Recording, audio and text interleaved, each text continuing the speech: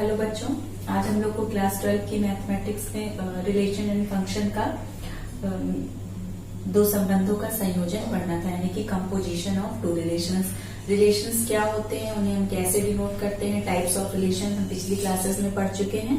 अब हम दो संबंधों का किस तरीके से संयोजन कर सकते हैं, यानी कि दो संबंधों को मिला करके किस तरीके से एक संबंध में परिवर्तित कर सकते हैं, ये हमको देखना है। और सबसे पहले अगर हम आपको बता दें कि संयोजन करने के लिए किन्हीं भी दो चीजों को जोड़ने के लिए या दो चीजें अगर आपस में जुड़ती हैं तो एटलीस्ट उनके बीच में एक कॉमन पॉइंट ऐसा जरूर होना चाहिए जो दोनों से बिलोंग करना चाहिए, तभी हम दो चीजों को जोड़ सकते हैं। आप नॉर्मली भी जैसे आप मान लीजिए एक थ्रेड लेते हैं और एक थ्रेड के दो टुकड़े हैं, उनको आपस में जोड़कर अगर हमें उसे एक सिंगल थ्रेड में कन्वर्ट करना है तो हमें क्या करना पड़ेगा, पहले वाले के टर्मिनल पॉइंट को दूसरे वाले के इनिशियल पॉइंट में एड अप करना पड़ेगा, तब जाकर के वो दो थ्रेड जो है वो एक थ्रेड में कन्वर्ट होगा। यानी कि हमें एक ऐसा इंटरमीडिएट पॉइंट जरूर चाहिए जो कि दोनों ही थ्रेड से आपका बिलोंग करता है। सेम वही चीज आपकी रिलेशन में भी अप्लाई होती है। किस तरीके से रिलेशन के कंपोजिशन में ये चीज अप्लाई होगी, आइए हम इसे देखेंगे।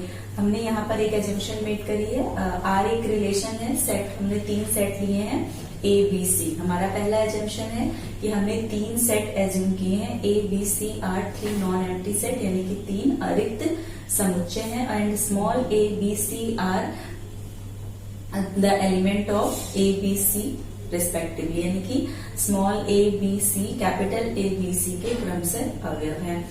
तो R कोई संबंध है A से B में, इसका क्या मतलब होगा, R इज सबसेट और equal to A cross B। Again S कोई दूसरा रिलेशन है फ्रॉम B टू C, तो क्या होगा कि S इज सबसेट और equal to B cross C, यानी कि उनके कार्टेशियन प्रोडक्ट का सबसेट या उसके इक्वल होगा। तो अगर अब हमें संबंधों का संयोजन करना है, यानी कि दो संबंध अब हमारे पास हैं R और S, तो R और S को हम दो तरीके से संयोजित कर सकते हैं। पहला कि R का संयोजन हम S के साथ करें और दूसरा S का संयोजन हम R के साथ करें। बच्चों दोनों ही डिफरेंट चीज है, क्योंकि दोनों का ही जो आउटकम होगा वो अलग अलग होगा। तो यहाँ पर हमको जो सबसे पहले अगर हमें कभी भी किसी क्वेश्चन में या कॉन्सेप्चुअली भी अगर तीन सेट्स दिए जा रहे हैं और उनपे बेस्ड कोई दो रिलेशंस हैं, तो हमको हमेशा ही ये ध्यान देना है कि कौन से रिलेशन का जो संयोजन है वो हमें कौन से रिलेशन के साथ करना है। किसका, सच में दो चीज इंपॉर्टेंट है, किसका संयोजन किया जा रहा है और किसके साथ संयोजन किया जा रहा है। तो इसमें लिखने का तरीका, अब यहाँ पर हमको R को संयोजित, R का संयोजन करना है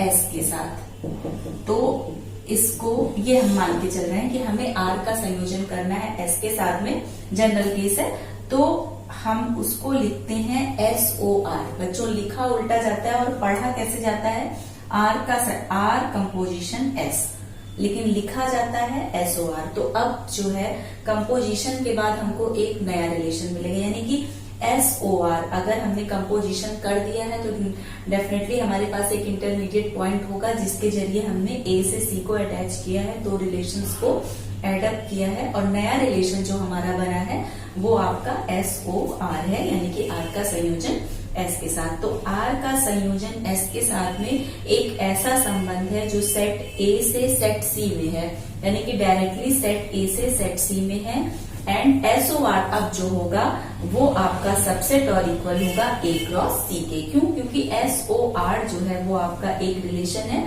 from A to C, then SOR is subset और equal to A cross C। और बच्चों ये जो है देयर एग्जिस्ट का साइन है, या इसको हिंदी में बोलेंगे कि एक ऐसा अवयव जरूर उपस्थित है। तो इतना बड़ा लिखने की बजाय अगर आप ये साइन लगा देंगे तो इसका मतलब हो जाएगा देयर एग्जिस्ट।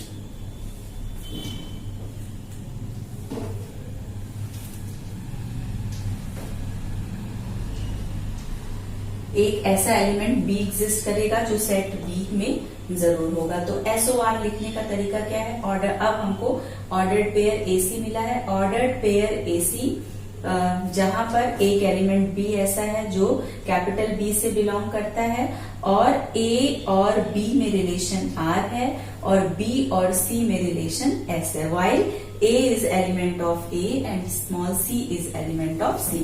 आप बच्चों यहाँ पर डायग्राम भी देख सकते हैं, डायग्राम से आपको और क्लियर हो जाएगा। R कोई रिलेशन है फ्रॉम सेट्स के नाम हम लिख देते हैं A, B एंड C। तो R कोई रिलेशन है A से B में, तो आप ये देख सकते हैं A से B में हमने दिखाया है, सेट A से सेट B में R कोई रिलेशन है, तो इसके आउटकम में हमको जो ऑर्डर्ड पेयर मिलेगा वो क्या हो जाएगा, ordered pair AB। Again B से C में एक रिलेशन है S, तो जो इसका आउटकम होगा वो ऑर्डर्ड पेयर BC के रूप में हमको मिलेगा। तो अब आप देख सकते हैं कि पहले वाले ऑर्डर, और चूंकि हमको R का संयोजन S के साथ करना है और उसको लिखने का तरीका ऐसा है, S को पहले लिखते हैं, यानी कि जिसके साथ संयोजन किया जा रहा है उसको हम पहले लिखते हैं, छोटा सा O बनाते हैं, और फिर R कैपिटल यानी कि जिसका संयोजन किया जा रहा है उसको हम बाद में लिखते हैं। तो एक ऐसा रिलेशन होगा from first set to from third set, यानी कि जो बीच की इंटरमीडिएट स्टेट है वो गायब हो जाएगी। तो अब A यानी कि S और R A से C में ऐसा रिलेशन है, तो A और C ऑर्डर्ड पेयर जो A C होगा वो आपका SOR से बिलोंग करेगा। जब हम इसको कोई न्यूमेरिकल एग्जांपल लेकर के देखेंगे तो ये हमें और ज्यादा क्लियर हो जाएगा, लेकिन आई होप आप लोगों को दो संबंधों का संयोजन करना आ गया है। लिखते वक्त आपको जरूर ये ध्यान देना है कि कौन से सेट रिलेशन का संयोजन कौन से रिलेशन के साथ किया जा रहा है। कभी कभी आपको एग्जाम में एक ही रिलेशन दिया रहता है और उसी रिलेशन का संयोजन उसी रिलेशन के साथ में, या उस रिलेशन का संयोजन उसके इनवर्स के साथ में। इनवर्स आप लिख सकते हैं, प्रतिलोम संबंध आप लोग कक्षा 11 में पढ़ चुके हैं। अगर मान लीजिए कोई सेट R है और ऑर्डर्ड पेयर AB जो है वो R से बिलोंग करता है, तो इसका मतलब होता है X R Y। तो R इनवर्स क्या होगा, बस ऑर्डर्ड पेयर में जो कोऑर्डिनेट की पोजीशन होती है वो क्या हो जाती है, जब हम किसी भी संबंध का प्रतिलोम संबंध लिखते हैं तो उस संबंध में जो क्रमित युग्म होते हैं, ऑर्डर्ड पेयर होते हैं, उनके कोऑर्डिनेट्स यानी प्रथम अवयव और द्वितीय अवयव की जो पोजीशंस होती हैं वो आपस में इंटरचेंज हो जाती है। तो R इनवर्स जो हो जाएगा वो ऑर्डर्ड पेयर BA के बराबर हो जाएगा। और हम इसको यहाँ पर हमने XRY लिखा है, ये हो जाएगा आपका ARB, और अब इसको हम लिख सकते हैं B R इनवर्स A। बस यहाँ रिलेशन के नाम का आपको ध्यान रखना है, ऑर्डर्ड पेयर के अकॉर्डिंग ही होता है। तो कभी कभी क्वेश्चंस में आपको ऐसा भी दे सकता है कि कोई समुच्चय आपको रिलेशन दिया है और उस रिलेशन का आपको उसी रिलेशन के साथ में संयोजन करना है या मे बी उसके इनवर्स के साथ में करना है।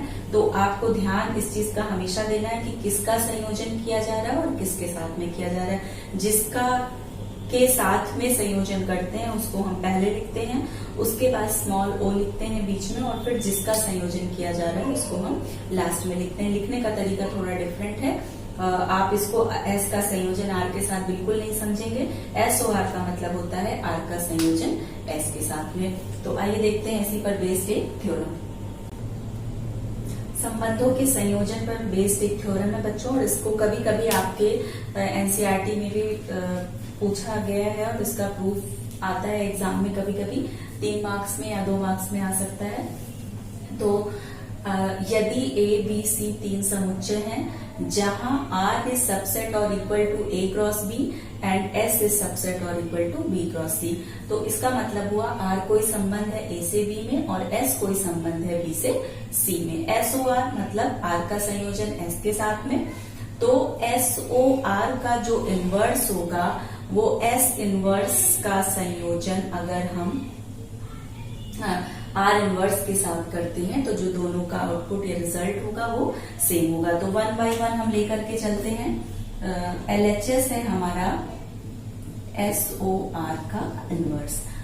तो सबसे पहले SOR क्या होगा आपका, S का संयोजन R का संयोजन S के साथ में, इसका मतलब SOR बाय डेफिनेशन आप जानते हैं A से C में एक ऐसा संबंध होगा जिसके लिए एक एलिमेंट B एग्जिस्ट करेगा जो कि आपका सेट B से बिलोंग करता है, और वो रिलेशन आपको मालूम है कि A और B में भी है, यानी कि ऑर्डर्ड पेयर अगर हम R में निकालते हैं तो ऑर्डर्ड पेयर AB बनेगा, और अगर S में निकालते हैं तो ऑर्डर्ड पेयर BC बनेगा। तो इसको हम कह सकते हैं AC बिलोंग्स टू SOR हमें मालूम है बाय डेफिनेशन,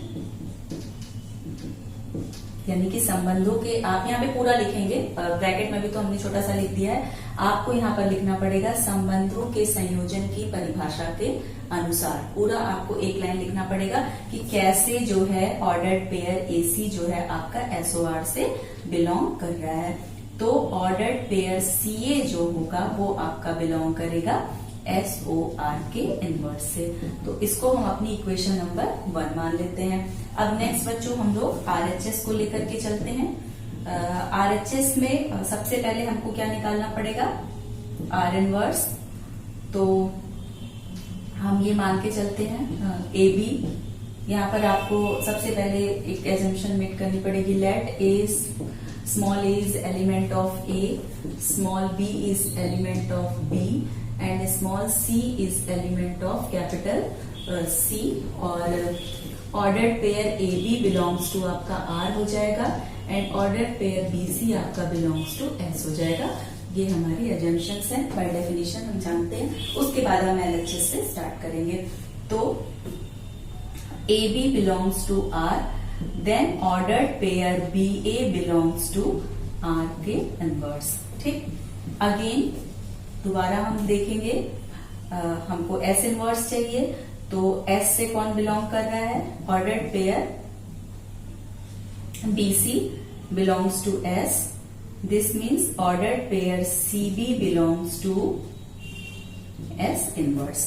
अब what we have to find, हमको क्या निकालना है, S इनवर्स का संयोजन R इनवर्स के साथ। अगर R इनवर्स OS इनवर्स लिखा है तो इसका मतलब क्या होगा, इसका मतलब होगा S इनवर्स का संयोजन R इनवर्स के साथ में, यानी कि S इनवर्स का जो सेकेंड एलिमेंट है वो ही हमारा R इनवर्स का फर्स्ट एलिमेंट होना चाहिए।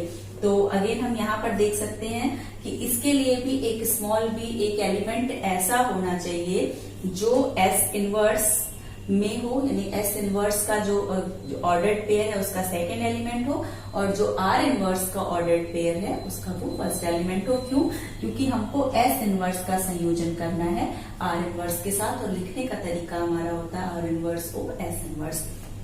देन नाउ अब हम लिख सकते हैं कि R inverse O S inverse, यानी कि S इनवर्स का के ऑर्डर्ड पेयर का सेकेंड जो एलिमेंट है वो R इनवर्स के ऑर्डर्ड पेयर के फर्स्ट एलिमेंट के बराबर हो, तभी ये जो संयोजन है वो पॉसिबल है। तो इज इक्वल टू आपका क्या हो जाएगा, ऑर्डर्ड पेयर CA।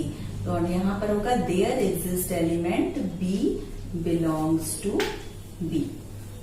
और भी आप इसको लिख सकते हैं, यहां पर हो जाएगा आपका C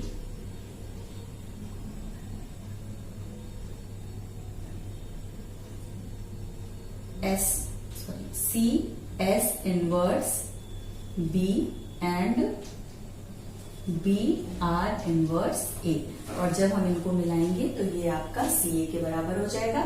तो अब आप देख सकते हैं LHS इज इक्वल टू आपका RHS, और इससे हम क्या कह सकते हैं, ये फ्रॉम इक्वेशन, इसको आप इक्वेशन नंबर 2 मानेंगे और यहाँ पर लिखेंगे फ्रॉम 1 and 2। फ्रॉम आप इक्वेशन जरूर लिखिएगा इसके आगे, from equation 1 and 2 LHS is equal to RHS, hence proof लिखेंगे नीचे।